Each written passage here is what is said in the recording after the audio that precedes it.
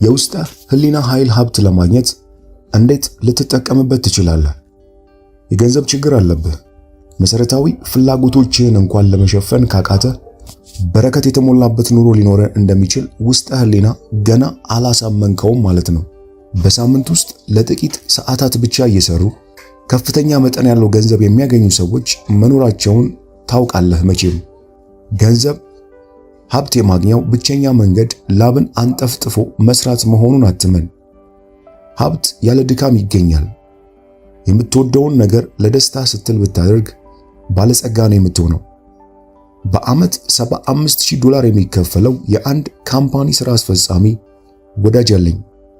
ይህ ሰው ከእርሱ የተሻለ የሥራ ልምድ ካላቸው ነባር ሰራተኞች የበለጠ ክፍያ ሊያገኝበት የቻለው ሚስጥር ውስጥ ህሊናውን ማሳመን በመቻሉና የሥራ ፍቅር ስላለው ብቻ ነው። ሰዎች ብዙውን ጊዜ ኪሳራ ሲገጥማቸው ተስፋ ይቆርጣሉ። የዚህ ምክንያቱ ውስጥ ህሊናቸውን መቆጣጠር አለመቻላቸው ነው። ማንም ሰው በድህነት ኑሮውን ይገፋ ዘንድ አልተፈጠረም። አእምሮ ውስጥ ያሉትን አሉታዊ አስተሳሰቦች ለማጥራት ቃላት ትልቅ ኃይል አላቸው። የሀብት አስተሳሰብን ለመፍጠር ቀላሉ ዘዴ በየዕለቱ ለ4-5 ጊዜያት ያክል ሀብት፣ ስኬት በማለት ደጋግም። እነዚህ ቃላት ኃያል ናቸው። የውስጥ ህሊናን ውስጣዊ ኃይል ያንጸባርቃሉ። አእምሮህንም በዚህ ታላቅ ኃይል አኳያ ስትመራው በሕይወት ላይ እውን መሆን ይጀምራል። ባለጸጋ ነኝ እያልክ አይደለም፣ በእውነተኛው ኃይል ላይ እየተመረኮስክ እንጂ። በሀብት አስተሳሰብ ወይም ሐሳብ ላይ ስታተኩር የሀብት ስሜት ደግሞ ሀብትን ይፈጥራል። ውስጥ ህሊና ልክ እንደ ባንክ ነው። በውስጥ ያለውን ሐሳብ አብዝቶ ይከፍልሃል። የድህነትም ሐሳብ ብናስገባበት የሀብትም ሐሳብ ብናስገባበት ያው አብዝቶ ነው የሚያወጣው። ስለዚህ የሀብትን ሐሳብ ምረጥ። ታዲያ ለምን ሰዎች አይሳካላቸውም? በ35 ዓመታት ውስጥ በርካታ ሰዎችን አነጋግሬያለሁ። ከነርሱ ውስጥ አብዛኞቹ ለሳምንታት እኔ ሀብታም ነኝ፣ ባለጸጋ ነኝ እያልኩ በየዕለቱ ብደጋግምም ምንም ጠብ ያለልኝ ነገር አላገኘውም የሚል ቅሬታ አቅርበውልኛል። የእነዚህ ሰዎች መሰረታዊ ችግር የሚያስቡትና በውስጣቸው ያለው ስሜት የተለያየ መሆኑ ነው። ውስጥ ህሊና የሚቀበለው የቃላት ድግግሞሽን ሳይሆን ውስጥህ በትክክል የሚያምንበትን ነው። የአእምሮ ግጭትን ለማስወገድ በየዕለቱ ከእንቅልፍ በፊት በቀንም በማታም በሁሉ ነገሬ እየበለጸኩ ነኝ ማለትን ደጋግም። ይህ ከውስጥ ህሊና ጋር አይጋጭም። ከፍርሃት የመነጨ አሉታዊ ሐሳቦችን የምታብላላና በቃልህም የምትደጋግም ከሆነ የገንዘብ መጠኑ ያልተጻፈበት ቼክ እንደመፈረም አድርገህ ቁጠረው። በዚህ ቼክ ላይ ተቀባዩ የፈለገውን ያህል የገንዘብ መጠን ጽፎ ሊወስድ እንደሚችል እነዚያ የፍርሃት ሐሳቦችም ውስጥ ህሊና እንደ ጥያቄ ተቀብሏቸው በእንቅፋት መልክ እውን ያደርጋቸዋል። ላለው ይጨመርለታል፣ የሌለው ከጉድለቱ ይቀነስበታል። ውስጥ ህሊና በውስጡ ያለውን ማንኛውንም ነገር እውን ስለሚያደርግ አእምሮህን በገንቢና አዎንታዊ ሐሳቦች ወጥረው።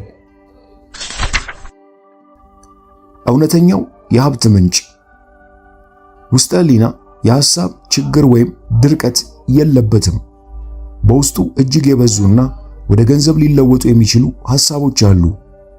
እውነተኛው ሀብት በአክሲዮን ብዛት አሊያም ባንክ ውስጥ ባለው ተቀማጭ ገንዘብ አይወሰንም። እነርሱ የሀብት ምልክቶች ብቻ ናቸው። እውነተኛው የሀብት ምንጭ በራሱ ሀብት የሆነው አስተሳሰብ ነው። በችግር ውስጥ ያሉ ሰዎች ዘወትር የተሳካላቸውን ሰዎች እንዳብጠለጠሉ ነው። የአንዱን ስም እያነሱ እርሱ አጭበርብሮ ነው፣ እርሱ አስጠንቁሎ ነው ማለታቸው የተለመደ ነው።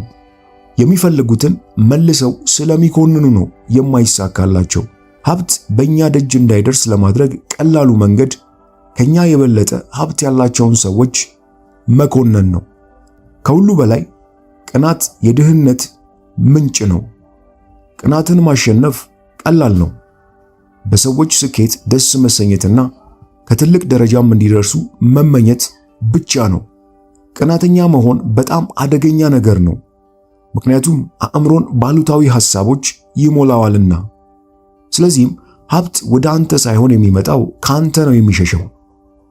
በሰዎች ስኬት ደስ መሰኘት አሉታዊ ሐሳቦችን ከማጥፋቱ ባሻገር በውስጥህ መልካም ስሜት የሚፈጥር በመሆኑ ስኬትን እንድትጎናጸፍ ያስችልሃል።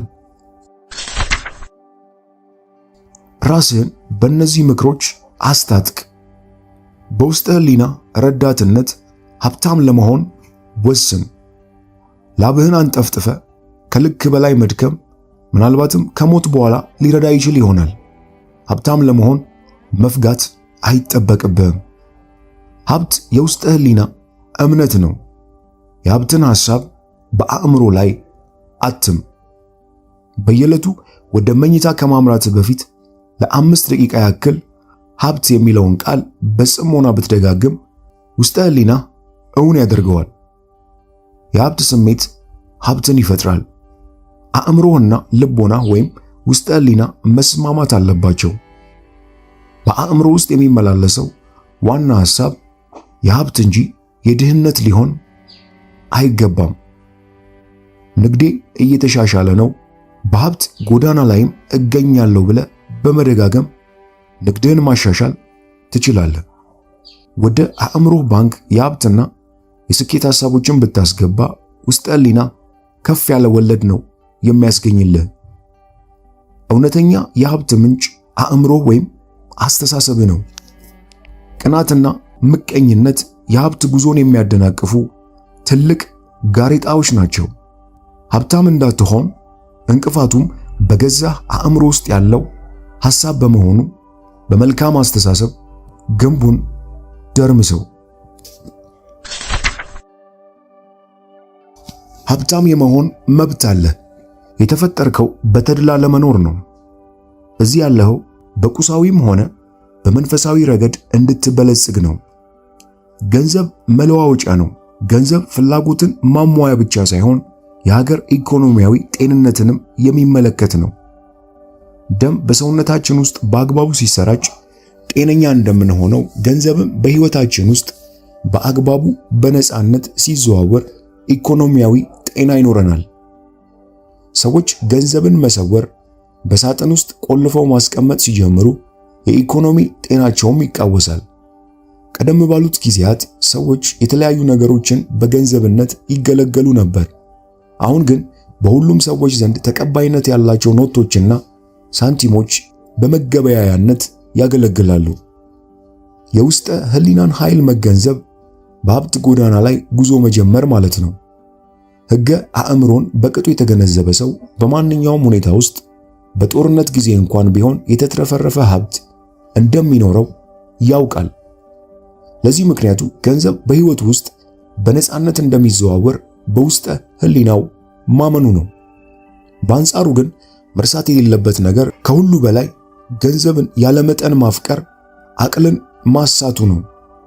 ኃይልንና አቅምን በአግባቡ በኃላፊነት ስሜት መጠቀም ያስፈልጋል።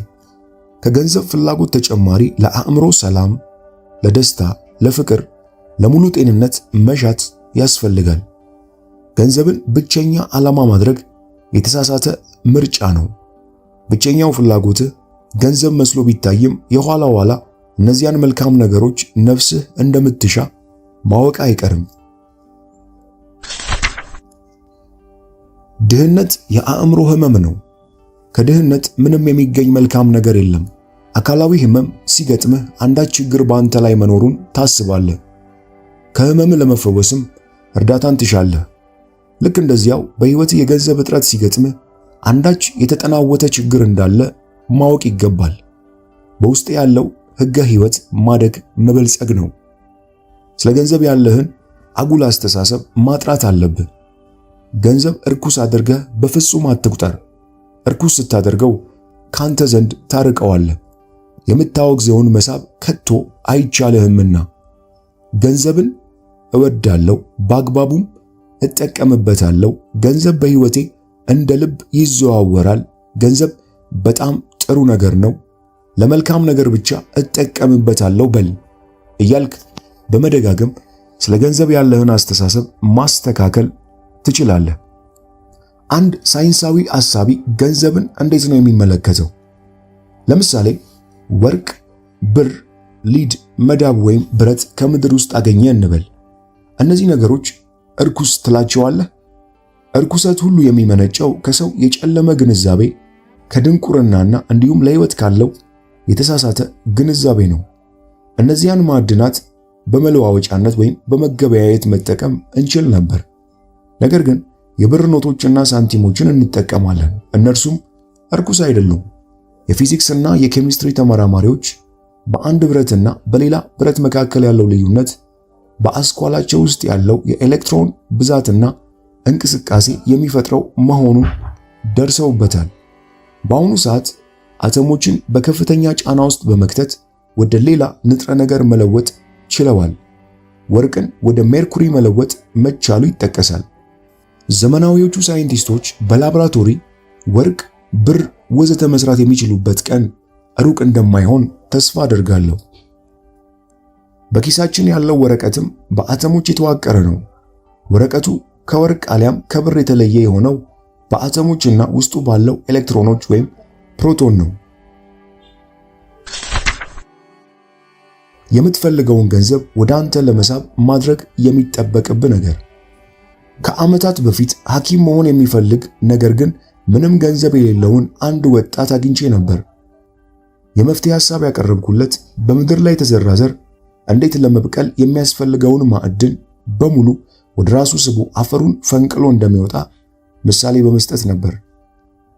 እናም እርሱም የዘሩን ምሳሌ በመመልከት በውስጠ ሕሊናው ውስጥ ማዕድኑን እንዲያከማች ነው የመከርኩት።